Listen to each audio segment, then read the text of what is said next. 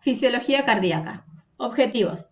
Repasar la estructura anatómica e histológica del corazón, exponer la estructura y propiedades de las células cardíacas, así como su potencial de acción, estudiar al corazón como bomba, ver sus propiedades, el ciclo cardíaco y plantear los parámetros cardíacos, comprender la regulación de la actividad cardíaca intrínseca, nerviosa y humoral. El corazón es un órgano hueco muscular del tamaño aproximado de un puño cerrado. Está localizado en la cavidad torácica con la mayor parte de su masa hacia la izquierda de la línea media del cuerpo. Se puede considerar que es como un cono invertido, con la punta o vértice del corazón ubicado hacia abajo y hacia la izquierda y la base más ancha detrás del esternón.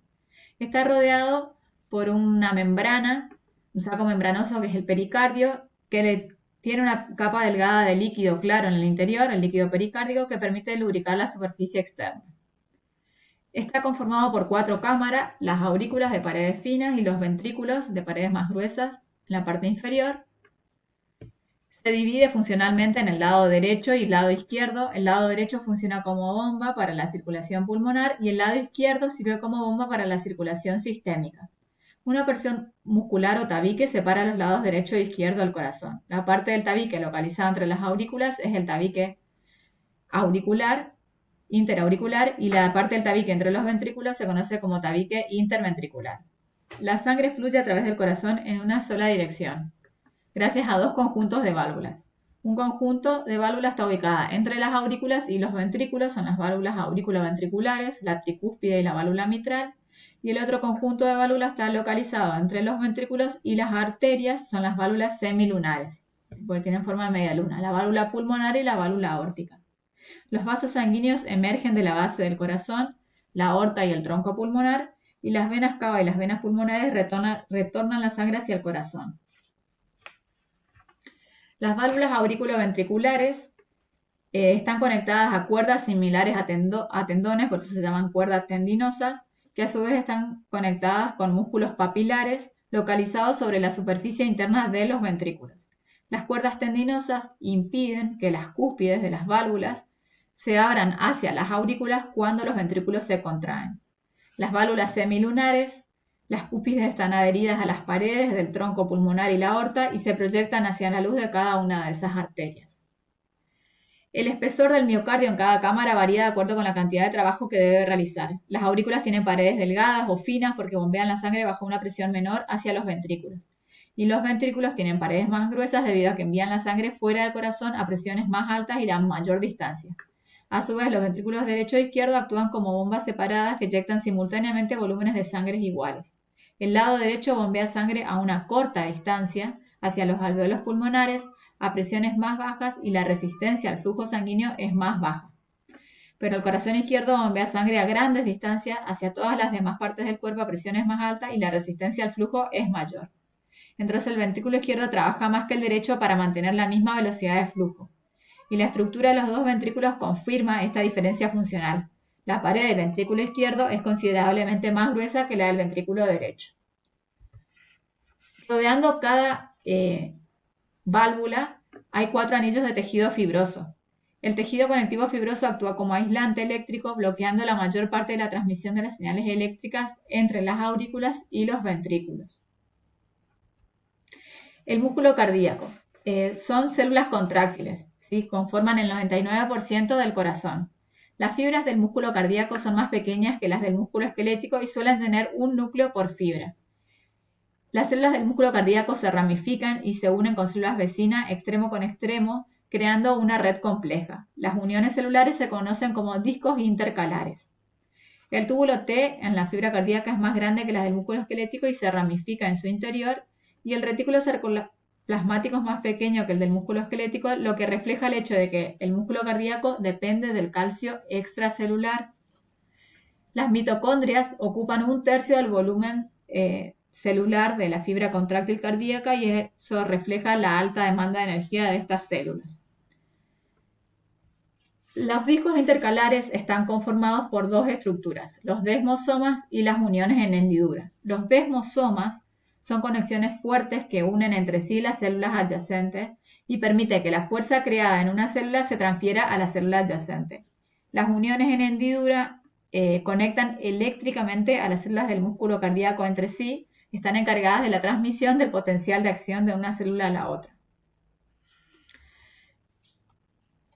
En cuanto al sistema de conducción y excitación del corazón, entonces, el 99% del corazón estaba formado por células contráctiles y el 1% por células autorrítmicas, ¿sí? Se denominan células autorrítmicas o células automáticas o células marcapasos o células del sistema cardionector.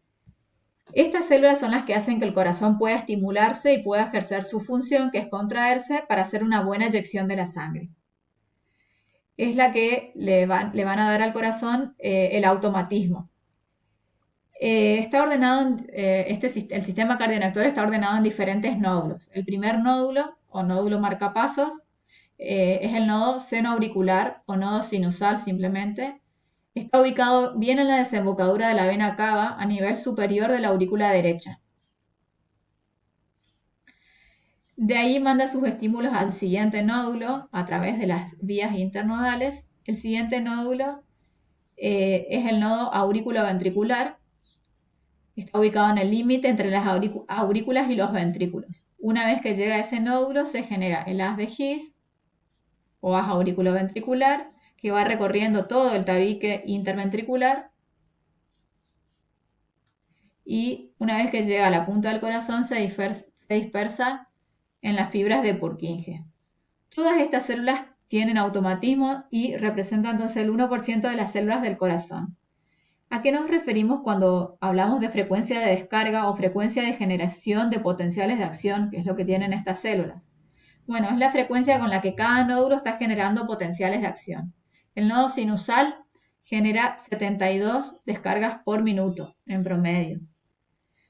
Genera 72 potenciales de acción por minuto. Las células del nodo aurículo-ventricular generan 60 descargas y las fibras de Purkinje generan menos de 40 descargas o generación de potenciales de acción. La frecuencia de potenciales de acción del nodo seno auricular, que es de 72, determina que sea el marcapasos principal del corazón. Esto no quita que los otros nódulos no tengan posibilidad de hacer que el corazón funcione. Si por algún motivo las células del nodo sinusal están enfermas, el comando pasa al siguiente nódulo, que sería el nodo auriculoventricular. Estas frecuencias de descargas o de generación de potenciales de acción es lo que va a determinar después la frecuencia cardíaca, es decir, la frecuencia de una persona normal en estado de reposo es de 72 latidos por minuto, porque es la frecuencia de descarga de potenciales de acción en el nodo sinusal. El corazón funciona como un sinsitio, porque los potenciales de acción generados en las células autorrítmicas se transmiten a las células contráctiles, ¿sí? A los potenciales, a las fibras cardíacas, que generan potenciales de acción y se contraen. Entonces la coordinación eléctrica del corazón coordina la contracción, ¿sí? El sistema cardionector envía el estímulo a las células contráctiles y las células contráctiles, como son excitables, responden a ese estímulo generando un potencial de acción y se contraen, ¿sí? Y se dispersa rápidamente a todos los miocitos, a todas las fibras cardíacas, gracias a los discos intercalares. Vamos a ver las propiedades del corazón. Entonces, algo ya vimos que el automatismo está a cargo de esas células autorrítmicas que representaban el 1% del corazón. Es la capacidad que tiene el corazón de poder generar un potencial de acción sin la necesidad de recibir un estímulo externo. A esta propiedad también se la denomina cronotrópica. La otra propiedad es la excitabilidad, que es la capacidad que tienen algunas células de responder con potenciales de acción, entre ellas las fibras cardíacas. A esta propiedad también se la denomina vadmotrópica. La otra propiedad es la contractilidad, que es la capacidad de responder frente a un estímulo con una contracción, ¿sí? La capacidad de contraerse ante un estímulo adecuado. En el caso del corazón, lo que va a generar es expulsar el contenido de las cavidades. A esta propiedad también se la denomina inotropismo. La conductibilidad, la capacidad que tienen estas células cardíacas que cuando le llega el estímulo a una célula, poder difundirlo rápidamente, poder distribuir el estímulo al resto de las células cardíacas, produciéndose una contracción efectiva A esta propiedad también se la denomina dromotrópica y la propiedad que se agrega es la relajación. Una vez que se generó la contracción, la célula tiene que poder relajarse para poder iniciar el ciclo. Ahora vamos a ver el potencial de acción de las células autorrítmicas. Para repasar, ¿qué era un potencial de acción? Era un cambio brusco en el potencial de membrana en reposo, era transitorio y constaba de una fase de despolarización, que es la entrada de corrientes catiónicas, es decir, la entrada de sodio-calcio, y una de repolarización, que es la salida de potasio. En las fibras del sistema cardionector, las células autorrítmicas, tienen un potencial de membrana que se denomina potencial de marcapasos, que es inestable, oscila entre menos 60 y menos 40 milivoltios. ¿Qué quiere decir que sea inestable? Bueno, que no queda en un valor fijo, sino que se va despolarizando lentamente. ¿Y qué significaba despolarizar? Despolarizar era la capacidad de ir llevando a ese potencial de membrana de reposo valores cada vez más positivos. Esta despolarización es automática, digamos, se genera ahora vamos a ver gracias a qué proteínas, y está dada por corrientes específicas. ¿Sí? Eso hace que el potencial llegue solo, no responde a un estímulo externo. Recordar las nociones de automatismo. La inestabilidad da la posibilidad de llegar al umbral, y una vez que se llega al umbral, se genera la fase de despolarización. Intervienen dos corrientes acá en este potencial, en esta fase de marcapasos. Una es los canales IF, que se encargan de que entre sodio, canales de corriente Fanny, que dejan entrar sodio al interior de la célula. Y otros canales, que algunos libros lo mencionan, por eso se los comento, son unos canales de calcio transitorio, canales I de calcio transitorio, corriente de calcio transitorio. Una vez que se llega al umbral, se desencadena el potencial de acción. La fase de despolarización del potencial de acción de las células del nodo sinusal está dada por la entrada de calcio. Son canales de calcio L, canales de calcio lento. Y luego la fase de repolarización, como todos los potenciales de acción, se debe a la salida de potasio del interior de la célula. Bueno, entonces el potencial de acción de las células marcapasos. El potencial de membrana es negativo, como siempre, como en todas las células, pero es un potencial menos negativo que en el resto. No descansa en un valor constante, oscila entre menos 60 y menos 40 milivoltios, por eso se llama potencial de marcapasos. Y está más cerca, digamos, del umbral, ¿sí? Más cerca de menos 40.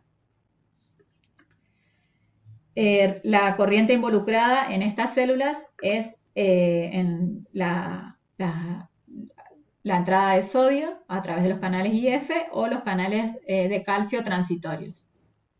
Después, la fase de despolarización se debe a la entrada de calcio por canales lentos y la fase de repolarización a la salida de potasio.